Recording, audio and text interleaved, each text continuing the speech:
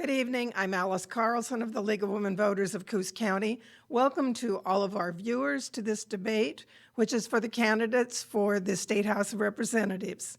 I want to thank all of the committee members and volunteers who helped make this forum possible. A special thanks goes to Paula Bechtel, the League member, who's our moderator for this evening, and to Marshfield High School for use of the facility and for filming this debate. Coos County League of Women Voters is a nonpartisan political organization, and our mission is to encourage the informed and active participation of citizens in government, to increase the understanding of major public policy issues, and to influence public policy through education and advocacy. The League takes political action on issues on which members have studied and reached agreement. Action positions can be developed at the national, the state, or the local level. The League never supports or opposes any political party or any candidate for elective office. The League has developed a fair process for this forum, and the rules have been agreed upon by the candidates in advance of this debate. As a reminder, please turn off your cell phones or place them on vibrate. Our moderator will now introduce the candidates. Thank you, League of Women Voters, for putting on this opportunity tonight to hear from two candidates for the Oregon Representative District 9. Very excited to have both of the candidates here in person to answer questions that have been submitted by the public to find out more about your positions and to help them make their decisions about who to vote for. I'm not going to introduce you. I'm going to allow you to introduce yourself. For the benefit of the audience, each candidate is allowed 2 minutes for introductory remarks, and then we will proceed to the questions that have been sent in from the public.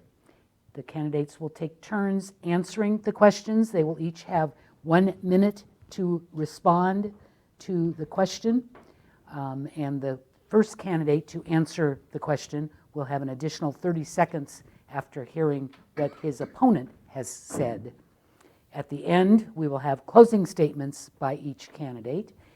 We're proceeding alphabetically, which means that Mr. Mukumoto will go first with his introductory remarks. Mr. Mukumoto. Thank you. Thank you, Paula. My name is Cal Mukumoto, and I'm running for State Representative, House District 9. First off, I want to thank the League of Women Voters for having this debate. And I also want to thank Marshfield High for hosting us. You know, I know what they say, once a pirate, always a pirate. You know, 11 years ago, I moved to the coast for a job, and I stayed because of the people and the coastal beauty. Our community faces many challenges: access to quality health care, improving our schools, and creating jobs that pay a living wage. I understand the issues that matter most to the South and Central Coast, and we'll make sure they aren't ignored in Salem. You know, since 1980, I've worked for tribes in the Northwest, managing natural resources and building businesses. Working for tribes helped me understand the importance of people, environment, and economics. I've also learned the lessons of environmental justice, and these lessons will be especially important as we deal with the climate change issue. My experience encompasses work from wood products to renewable energy to technology to tourism. During my tenure as the chair of the Oregon Parks and Recreation Department Commission, we have worked to improve diversity, protect our cultural heritage, and our natural resources. As a forester, I have worked with many people of diverse views and brought them together through collaboration. In Salem, I'll bring people together to get results for our community. You know, my father was a World War II vet and a Purple Heart veteran who, from a central Washington farm, hopped on a cantaloupe truck and rode it into Seattle to join the Army. You know, my mother was an American citizen who was moved into an internment camp, which was located in the desert. She lost her freedom for the crime of being of Japanese descent. Together, my parents taught me the importance of being involved with my community. So I run today to be State Representative, House District 9, to use my skills and knowledge of natural resources, business, community for the benefit of Oregon coastal families. Thank you. Mr. Wright.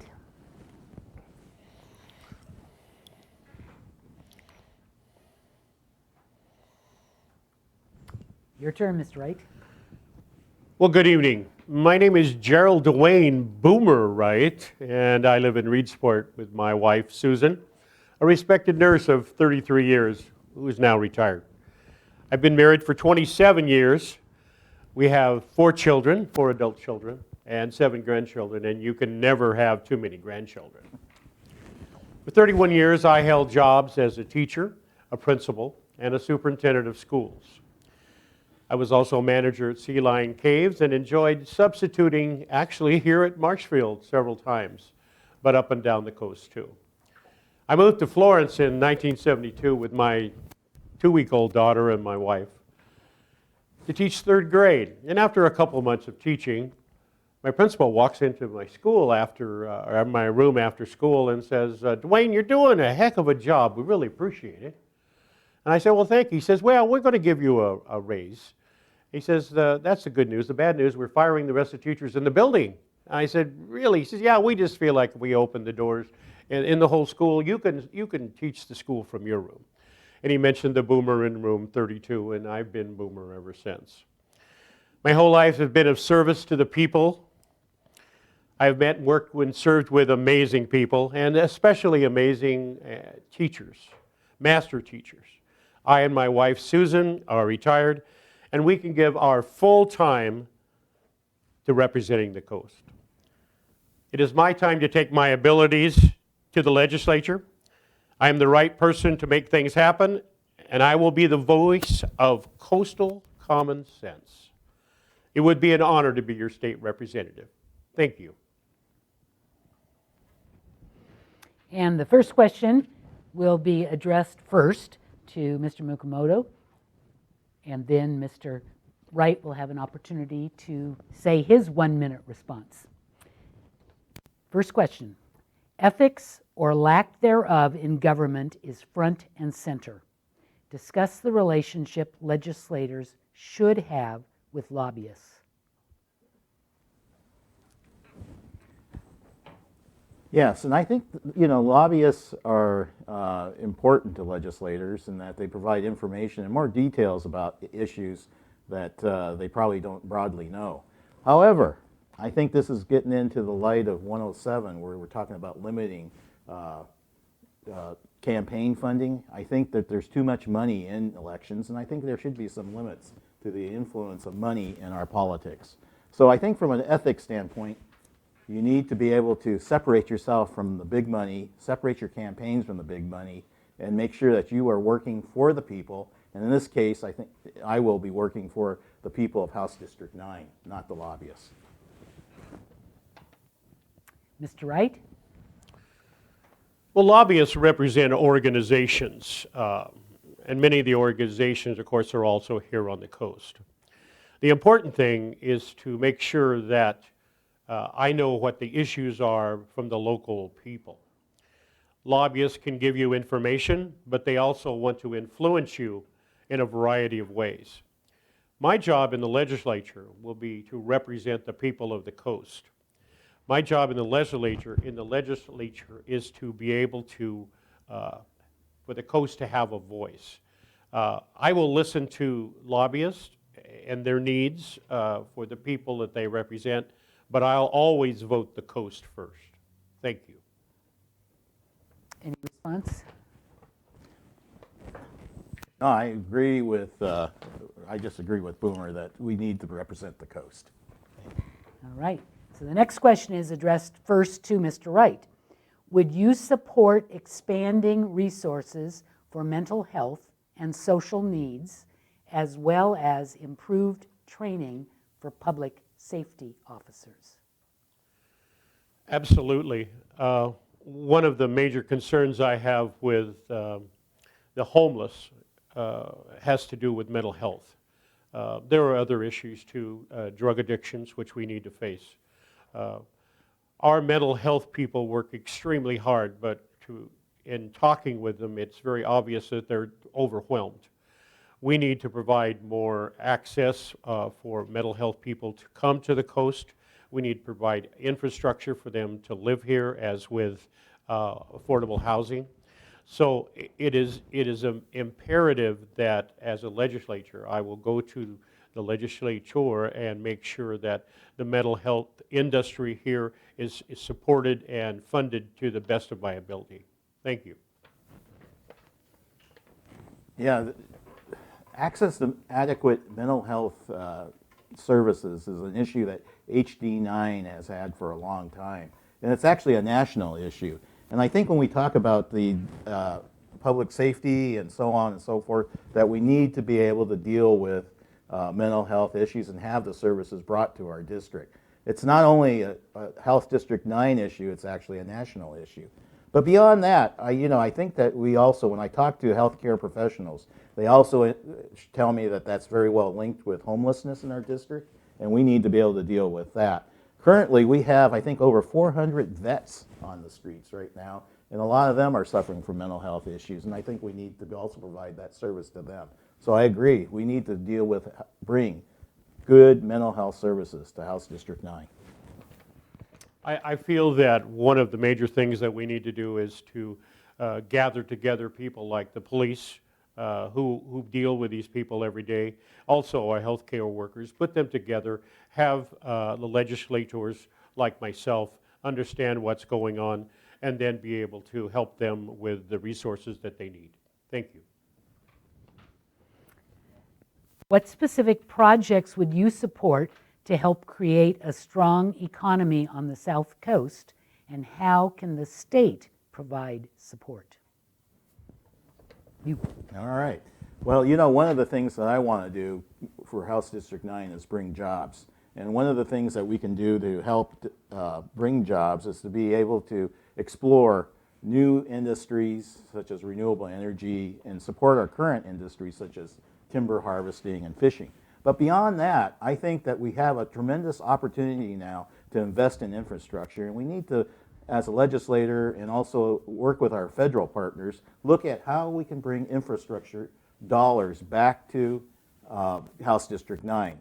What I say is we have lots of work to do. Bridges to broadband we need to increase in our district.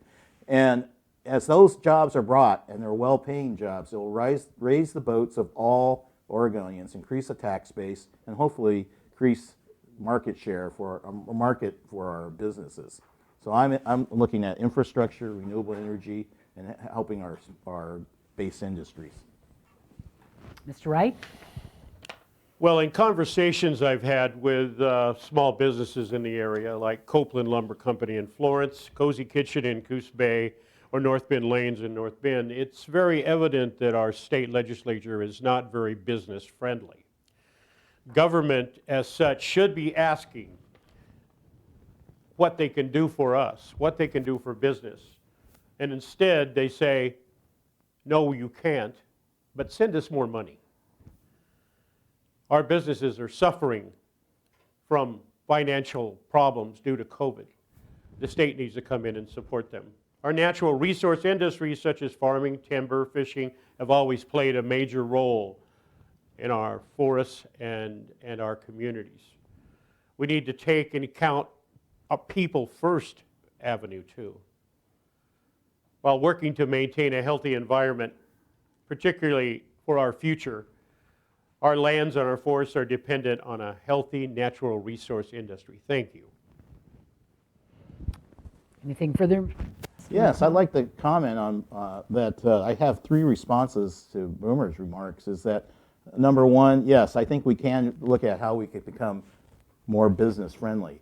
But I look at the base of where does business, business needs capital, it needs capital, working capital to operate, but it also needs people to buy their services and products. And so I think that we need to invest in people. We need to create investment in the people. One other thing I want to say about that is, as we look forward through COVID, things are not normal, and things will never be normal after this because people will have a different view as a result of this virus, and we need to adjust to those new circumstances. All right.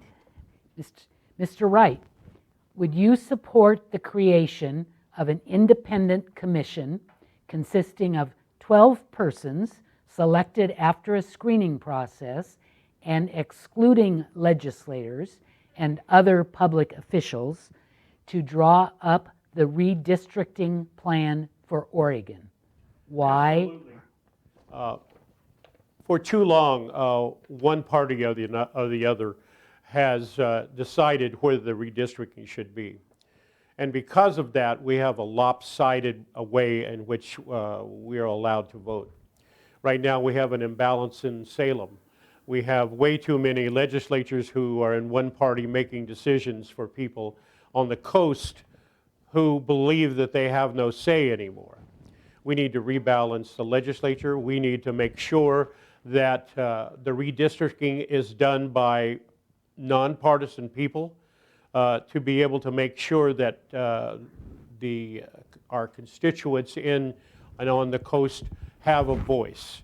And when they have the voice, we'll be able to vote the way they want to. Thank you. Well, Paula, you asked me the same question, I think, in the primary, and I didn't know much about it when you asked me the question, but I thought about it, and I have to agree with Boomer. We need an independent body to look at this, and so that we can redistrict the state of Oregon that represents the people. Now, given that, I think having it out of the hair of the legislators, and I'm sure Boomer doesn't want to be dealing with this, it will free up the legislators to do their business and not be fighting over the districting. And I think it's a good thing. So I think we should go forward. Yes, absolutely. We've got to make sure that the people are represented in a nonpartisan way. And by doing that, the people will have a voice. Thank you. Mr. Mukumoto, how will you work to ensure communities remain safe from citizen militias brandishing weapons on our streets without impeding Second Amendment rights? You know, that's first off, I believe in the First Amendment and I believe in the Second Amendment. But the First Amendment, I say that people have the right to protest, and that's something. When people go beyond and start violating the law, such as destroying property or brandishing weapons in an assaulting way towards other people, I think they cross the line. And I think we need to be able to support our police enforcement in order to enforce those types of laws and take care of that. Beyond that, I'm open to learn about what other ways we can deal with these militias. Mr. Wright? I'm totally supportive of our Second Amendment. I've been endorsed by the Oregon Coalition of Police and Sheriffs, the Oregon State Sheriffs, and the Coalition of Chiefs of Police. You know, we're a country of law and order. And the law and order that we have should be initiated in answer to this question. If we have law and order, then our police are out there monitoring what's going on. They will deal with militias as they will with rioters as a rule of law. And because of that, because our police, then they will keep us safe. The one thing about it, we cannot handcuff our police if we want protection, because if we do, we don't have protection. Thank you. Any further comments, Mr. Mukumoto? Yeah, I think I would like to add to that, though, that I have 3 members in my family that are police officers. One's retired, and one took after being a military police, worked a short time as a police officer, but then got lured away to private. I have one that's still here, and he doesn't feel very appreciated. But one thing I think they will tell you is that training and additional resources in dealing people with mental health issues and so on are needed, and I think we need to augment those police resources. Mr. Wright, totally different topic. If elected, what would you do to help ensure that rural Oregonians, especially students, have reliable, free internet access? Well, as I travel up and down the coast, right now I've noticed that they're putting in fiber optics. I know they're coming down from Florence, and I think that's something that's vital here.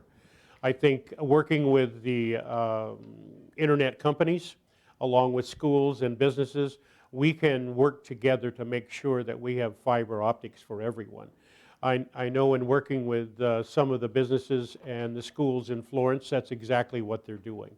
So I'll work very hard to make sure and ensure that our students have the fiber optics that they need to be able to be competitive. Particularly our business too need that. One thing we found out in COVID is that you don't need a 30-story building to be competitive and productive. We have the livability. I think people will come here if we have the fiber optics and we have the infrastructure to meet their needs. Thank you. Well, you know, when I was working for the Coquel Indian Tribe as their CEO of their Economic Development Corporation, we ran a fiber optics company. And so, but I know that during that time, we were able to create what we called killer redundancy, and that was connection to the backbone through Roseburg and Eugene.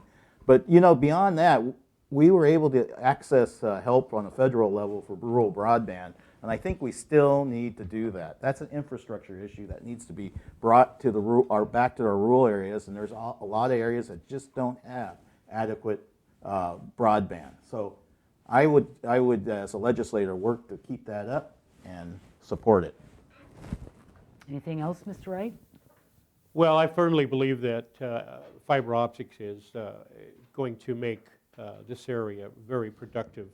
And as I mentioned before, I think we absolutely need to have it to make sure that our businesses and our students are competitive in the world. Thank you. Mr. Mukumoto, what actions do you believe the state should take to protect the health and well-being of all Oregonians and better support public health departments during the current COVID-19 pandemic and after? I think that we as citizens need to follow our experts and not try to skirt around phase one, the different phases. We need to listen to our healthcare professionals, and we need to wear our masks, and we need to follow the protocols that are in place to protect us. You know, like I said now, that this is not normal times and will not be normal times until this pandemic is taken care of. So I would support our county health services, I would support our state health services, and I would encourage that people continue to listen to our health professionals and public health professionals. Mr. Wright. Well, it's obviously been a very difficult time for all of us during this virus. It has also been an emotional and a health challenge, particularly for those who've been isolated. My heart goes out to the seniors who've not been able to leave their homes and the families who are juggling jobs, distance learning, and social distancing. I don't believe our governor has helped our families and businesses by taking extreme measures to shut down our economy. They leave parents stranded at home with their school-age kids. We need to do everything we can to get Oregonians safely back to work, kids back to school, and reconnect our communities in a manner that's safe and sensible. Again, it all goes back to coastal common sense. Until we have a safe vaccine for COVID-19, we need to adhere to the CDC guidelines for everyone's safety. Thank you. Anything further? Yes, I'd like to talk a little bit about that, some of the things that Boomer touched on. And we do need to support families during this COVID crisis. Too many families are reliant upon two wage earners, and I've been talking to voters, and one has to stay home now and deal with the children as they learn on. These are some of the issues that are very difficult for families, and we need to be able to act and give support for those types of activities. Mr. Wright, will you promise to attend when the legislature is in session, no matter what is being debated and voted on any particular day? Why or why not? Should there be a penalty for legislators who fail to show up for work? Legislatures are responsible to their constituents. If their constituents believe that they should be with them versus at the legislature, then that is the role of the legislator. I assume you're referring to the walkout that occurred this last session.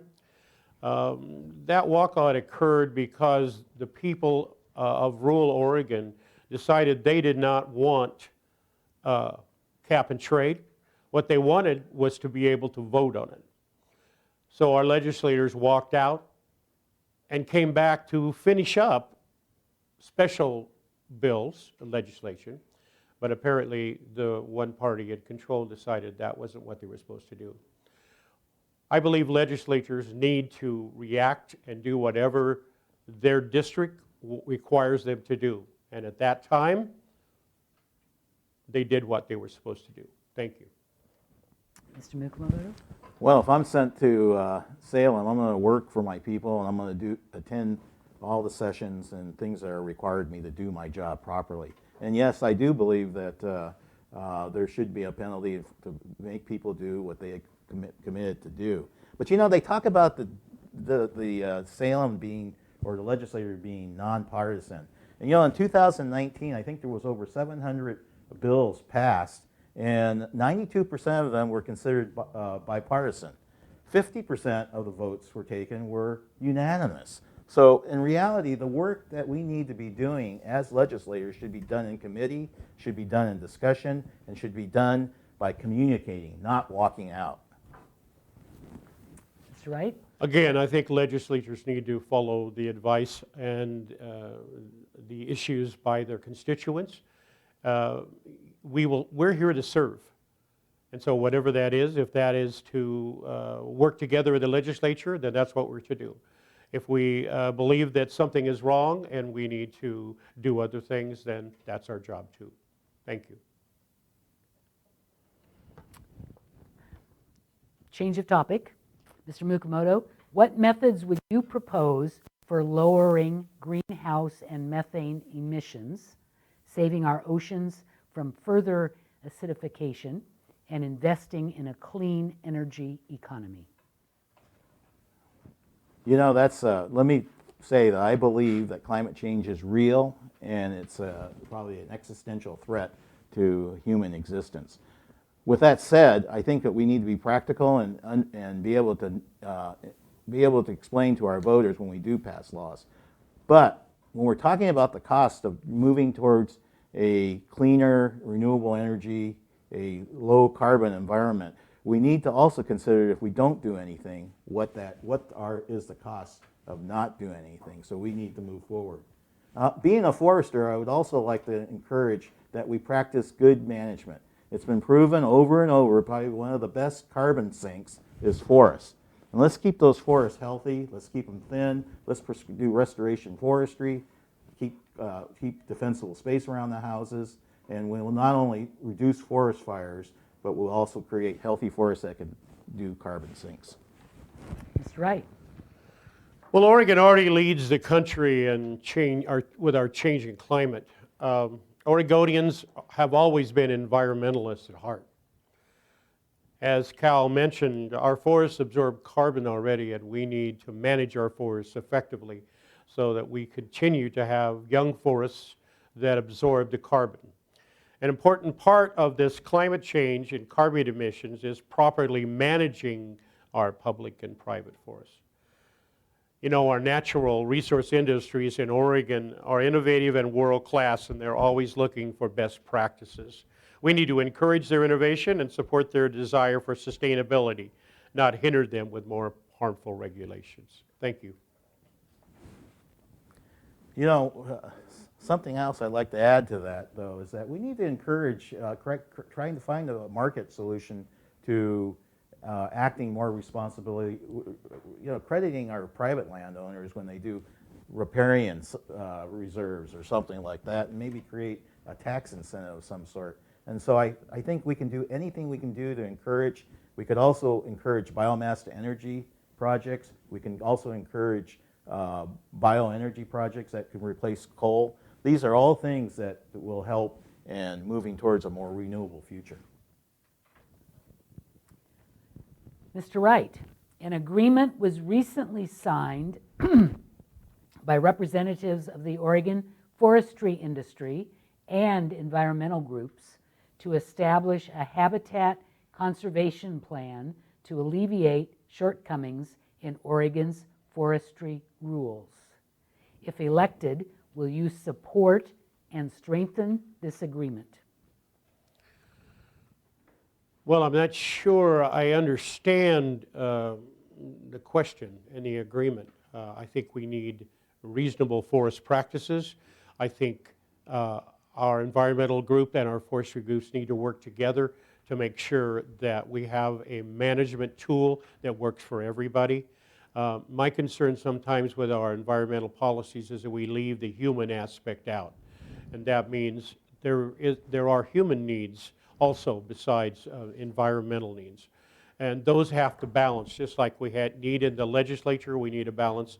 We need a balance in our forests with what our constituents, what our people need, and what the environment needs. And that creates livability, which makes Oregon, and particularly the coast, an amazing place to live. Thank you. You know, in my time as vice chairman on the State Board of Forestry, anytime you get the timber industry and you get conservationists to work together, you got my attention. But I did have success in Central Oregon working with conservation groups through collaboration, and I know how important it is that we do listen to both sides of the coin. And so, you know, that activity to work together, come up with mutual goals or strengths, I think that we need to support that, and I would be very willing to help that. Anything further, Mr. Wright? Absolutely. We need people who want to work together. And by working together, you benefit everybody. And right now on the coast, we've been ignored and our voice has not been heard. And so as we go further, as I go to Salem as the next representative, I will make sure that the voice is heard and I can gather people together and make those decisions for the benefit of the coast. Thank you. Mr. Mukumoto, how can the state of Oregon help cities with affordable housing and other concerns related to the unhoused population? Yes, affordable housing is one of the biggest issues I think that we face in our district. If you look at what's going on in Coos County, for example, 1 out of every 4 renters is spending 50% or more of their monthly salary on housing. So that puts them at great risk. I think I read a report that said that we have in Coos County alone the need for 1,300 new affordable housing units. And so it's important, I talk to people in Florence, I talk to people throughout the district, they're all saying the same thing. I think we need to incentivize the construction of affordable housing in our district so people can live in the places that they work. But beyond that, I think that we need to be able to make sure that we enforce that and make sure that people are following when they are given tax abatements or whatever. I think that we should be able to enforce and keep track of that. So I would be very supportive in looking at the affordable housing issue. Mr. Wright? Well, the simple answer to affordable housing is to make them affordable. That's the simple concept. And how you do that? Well, if you need to take a look at the regulations that force our contractors and builders not to be able to build, to take a look at the costs involved with just getting building permits and those kinds of things. Government is supposed to work for us, not against us. And right now, our rules, regulations, the things that are supposed to help and make sure that we have affordable housing aren't working. We also need, again, to open our forests so we have more lumber and materials to be able to build homes. And so that's another factor that's really important. But overall, this government needs to make sure that we make affordable housing affordable. Thank you. I wouldn't want to, not having to examine all the building codes, I'm very reluctant to say let's eliminate that to make affordable housing. I think that people and who are daily workers that work in the front lines of our grocery stores or whatever, who are having the need for affordable housing, deserve the same sorts of protections that everyone else gets. Mr. Wright, what is your position on the issue of emphasizing treatment as opposed to punishment for mentally ill or substance-addicted persons convicted of crimes? Well, first off, my family has, as most families are, I believe, affected by drug abuse, drug addiction. Most of the time, these addictions are not necessarily the fault of the person.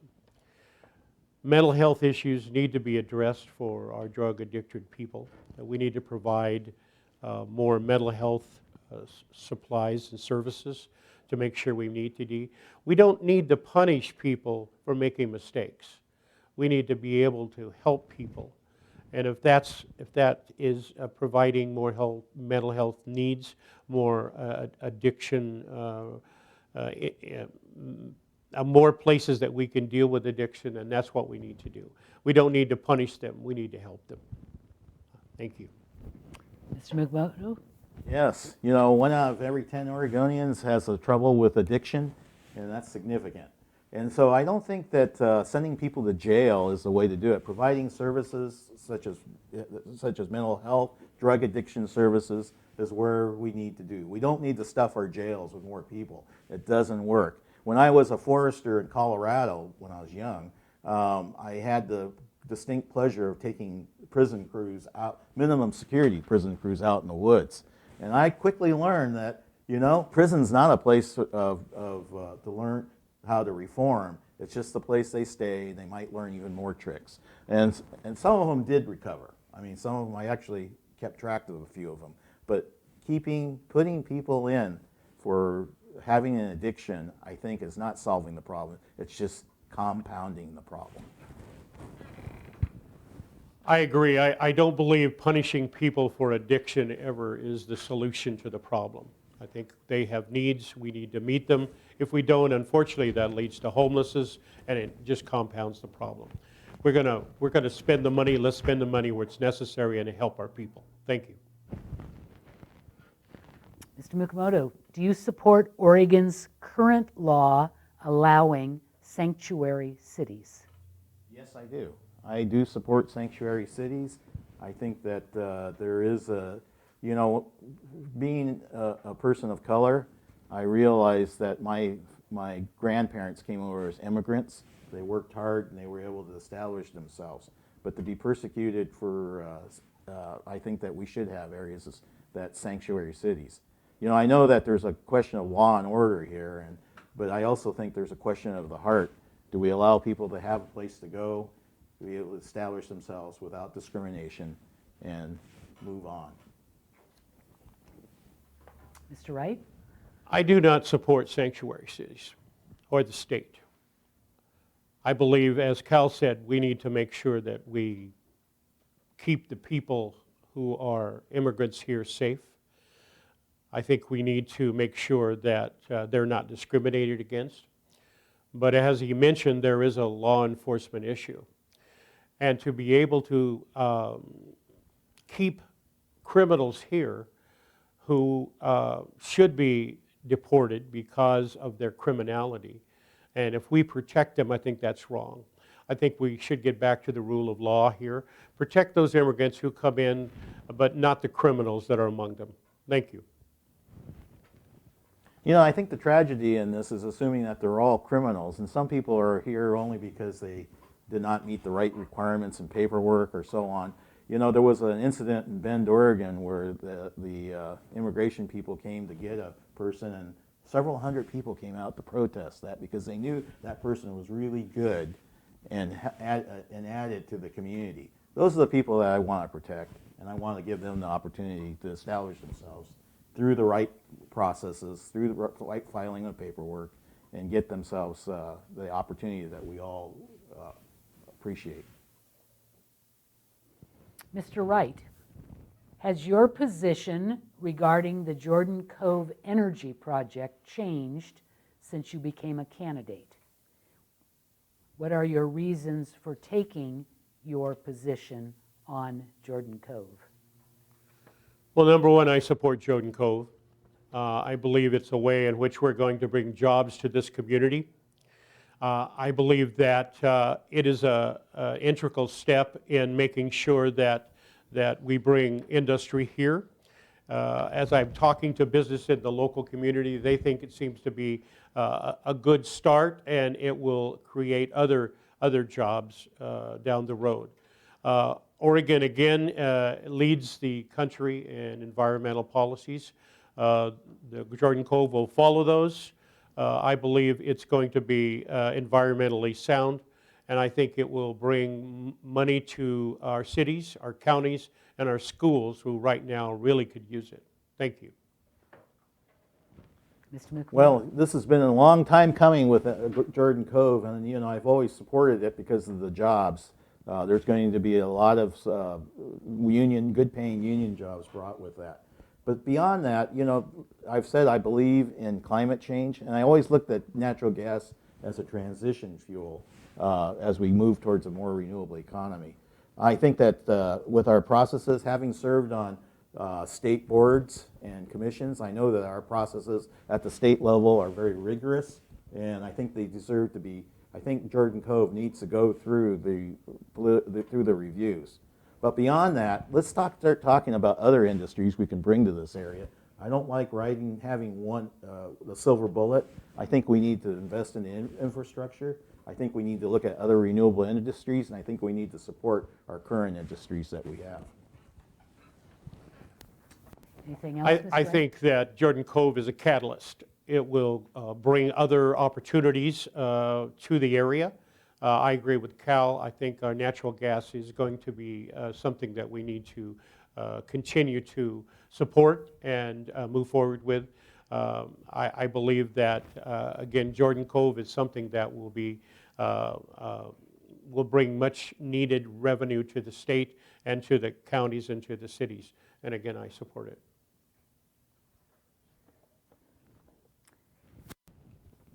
Mr. Mukumoto, do you support Oregon joining California in requiring new vehicles sold to be zero emission by 2035? I believe that climate change is real. I've said that. But I also I think the goal there, and I also want to applaud the goal that they have established for themselves. But let's be real. I mean, the technology may not be there for us yet. First off, there was a Tiger grant that came out years ago that was supposed to electrify the highways. So having enough places to charge, I think there's still that challenge. The second thing I think and I think about that, is having electric cars that can go the distance, and then how we use gas vehicles, I think also needs to be examined. And third, I think we need to look at the affordability of electric cars. I can't afford one, and I don't know how many Oregonians can. So I think we need to, before we start jumping on the bandwagon of following California, we need to examine how it fits in Oregon and how we can use it. But I do appreciate the goals they're setting for themselves, and we need to start talking about setting goals for our state. Mr. Wright?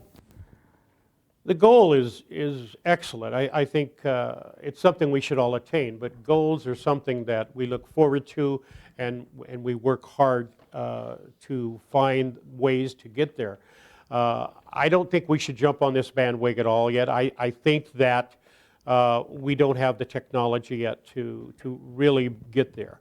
I think we'll slowly get there. I think our free enterprise system will work hard, and they will continue to develop the vehicles that will help us into the future. I don't think we should jump on the bandwagon at all. I think the bandwagon in California seems to be blackouts and brownouts. I don't think we need that up here. If that's an example of their innovation, I don't think we need that. I think Oregon is for Oregonians, and I think we can decide what's best for us. Thank you. Anything further, Mr. Mukumoto? Well, I'm hopeful that technology will advance. I think there's some really interesting activities going on with hydrogen-based batteries, and those will be really interesting. but I don't know where the state of that technology is. I've been encouraged because I'm still working in a renewable energy field, and I've been encouraged by the advancements and how quickly they're coming. So we need to keep our eye on it, and when it's right for Oregon, I think we should go. And this is the last question, and it almost sounds like leading into your closing statement. Mr. Wright, what unique qualities do you possess that make you the best candidate for the position of 9th District Representative? Well, first off, I'm in touch with the people of the district. The good Lord gave me 2 ears and 1 mouth. And that's indication that I should be spending a lot more time listening than I do talking. I've gotten to meet some amazing people in this district after I announced my candidacy, and that's one of my favorite things, the people I've met. My whole life I've been a servant leader with boots on the ground. I've worked side by side with people from all walks of life, and I will continue to do that. As I mentioned, I worked as a school administrator, manager, coach, and volunteer. If I don't understand something, I'll ask. I'll ask the people who know, the people of this district. They are the experts. That is how I'll run my campaign, boots on the ground, meeting people, listening, asking questions, and considering common sense solutions to our coastal challenges. That is how I'll operate in the legislature as a servant leader. Thank you. Mr. Mukumoto. Oh, thank you. Well, you know, I always tell people I live by my wits, but you know, I've worked in very many industries. I'm a forester. I have an MBA. I've worked in turnarounds. I've worked in startups. I've worked in a lot of different industries, and I think with my volunteer work and working with various people, I've learned at the state level that you can get along. You just need to communicate. And that's one thing I want to do. I think that the ability to listen and communicate are the 2 essence that have guided me. You know, and I've been successful in collaborations. I've always gone by the mantra from Voltaire that the enemy of good is perfect.